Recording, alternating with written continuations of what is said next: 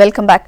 వార్దా తుఫాను అతి తీవ్ర తుఫానుగా మారింది. చెన్నైకి తూర్పు దిశగా 180 కిలోమీటర్లు, నెల్లూరుకి ఆగ్నేయంగా 250 కిలోమీటర్ల దూరంలో వార్దా తుఫాను కేంద్రీకృతమైంది. పశ్చిమ దిశగా పయనిస్తూ బలహీనపడి తుఫానుగా మారే అవకాశముందని ఉత్తర తమిళనాడు, దక్షిణ కోస్తాంధ్ర తీరాల మధ్య చెన్నై సమీపంలో మధ్యాహ్నం తీరం దాటే అవకాశముంది. వార్దా తుఫాన్ ఎఫెక్ట్తో ఏపీలో పలుచోట్ల వర్షాలు పడుతున్నాయి. తిరుపతిలో అర్ధరాత్రి నుంచి వర్షం పడుతోంది. చిత్తూరు, నెల్లూరు జిల్లాల్లోని తీర ప్రాంతాల్లో మోస్తరు వర్షం పడుతోంది.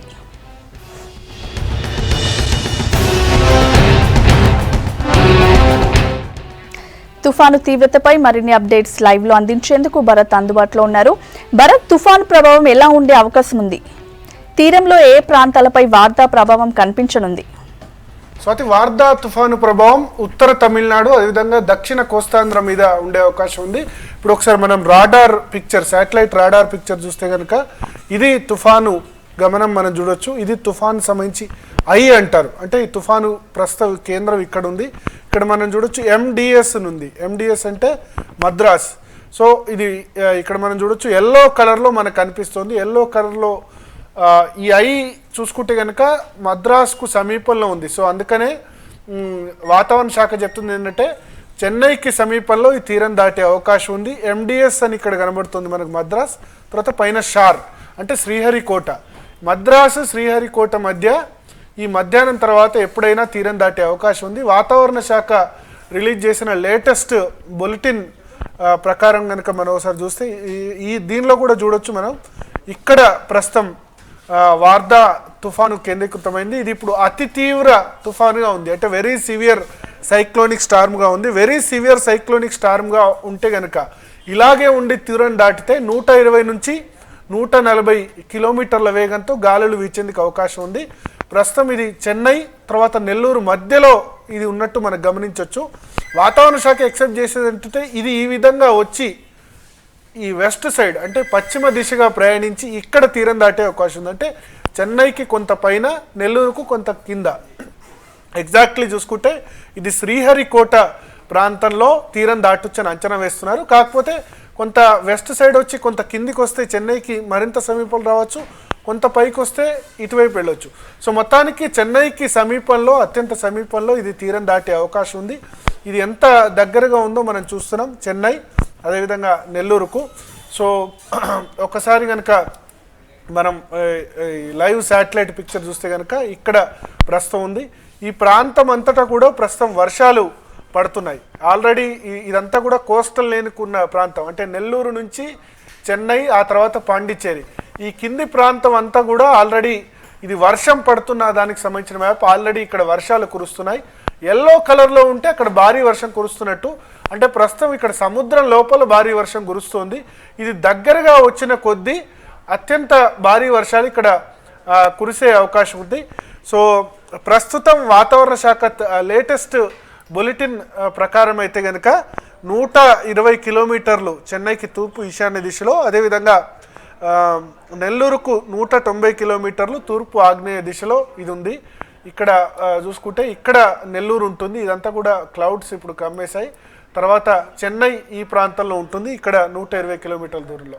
సో ఈ చెన్నైకి సమీపంలో ఇది తీరం దాటే అవకాశం ఉందని చెప్తుంది. డాప్లర్ వెదర్ రాడార్ కూడా చూసుకుంటే దీని ఐ తుఫానుకు, ప్రతి తుఫానుకు ఒక ఐ అంటే ఒక కేంద్రం ఉంటుంది. ఆ కేంద్రం ఇక్కడ ఉంది.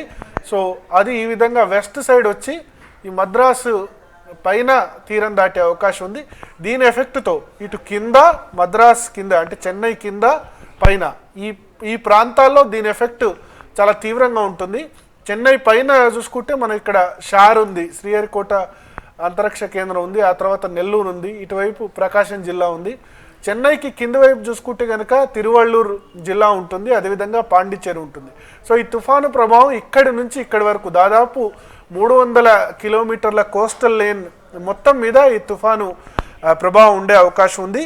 తీరం దాటే సమయంలో, తీరం దాటేందుకు ఇంకా బహుశా 3 to 4 అవర్స్ పట్టచ్చు, అంటే మధ్యాహ్నం 2 గంటల తర్వాత ఎప్పుడైనా తీరం దాటే అవకాశం ఉంది. తీరం దాటే సమయంలో మాత్రం మనం ఇక్కడ చూడొచ్చు, ఇక్కడి నుంచి ఇక్కడి వరకు, ఈ చెన్నై నుంచి పాండిచ్చేరి వరకు, తర్వాత ఈ నెల్లూరు ఇక్కడ వరకు కూడా ఈ తీర ప్రాంతం అంతటా కూడా 120 నుంచి 140 కిలోమీటర్ల వేగంతో గాలులు వీస్తాయి. ఆ సమయంలో చాలా నష్టం కూడా వాటిల్లే అవకాశం ఉంటుంది. భారీ వర్షాలు కూడా కురిసే అవకాశం ఉంది. అంటే 7 నుంచి 19 సెంటీమీటర్ల వరకు కూడా వర్షపాతం కురిసే అవకాశం ఉంది. తెలంగాణ మీద దీనికి సంబంధించి ఎఫెక్ట్ చూసుకుంటే ఇక్కడ ప్రస్తుతం తుఫాన్ సంబంధించిన కేంద్రం ఉంది.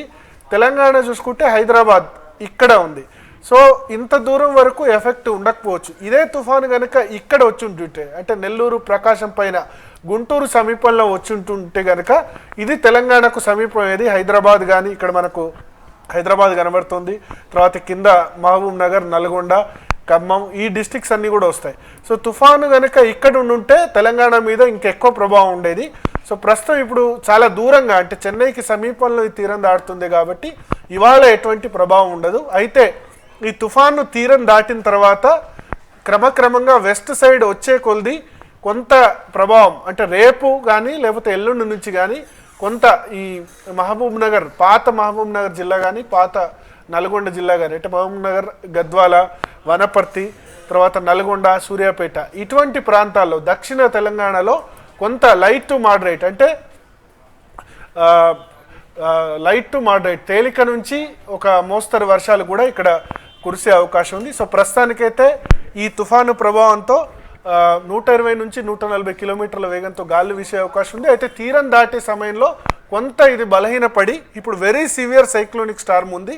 అది కొంత బలహీనపడి సివియర్ సైక్లోనిక్ స్టార్మ్, అంటే తీవ్ర తుఫాన్గా తీరం దాటే అవకాశం ఉంది. దాదాపు 120 కిలోమీటర్ల వేగంతో గాలులు వీసే అవకాశం ఉంది. దీనివల్ల కమ్యూనికేషన్ వ్యవస్థ కూడా కొంత నష్టం వాటిల్లే అవకాశం ఉంది. అయితే అటు తమిళనాడు ప్రభుత్వం కానీ ఇటు ఆంధ్రప్రదేశ్ ప్రభుత్వం కానీ ఇప్పటికే ముందు జాగ్రత్త చర్యలు తీసుకుంటామని చెప్తున్నాయి. సో ఓవరాల్గా తీర ప్రాంతాల్లో అయితే మొత్తం ఖాళీ చేయించారు.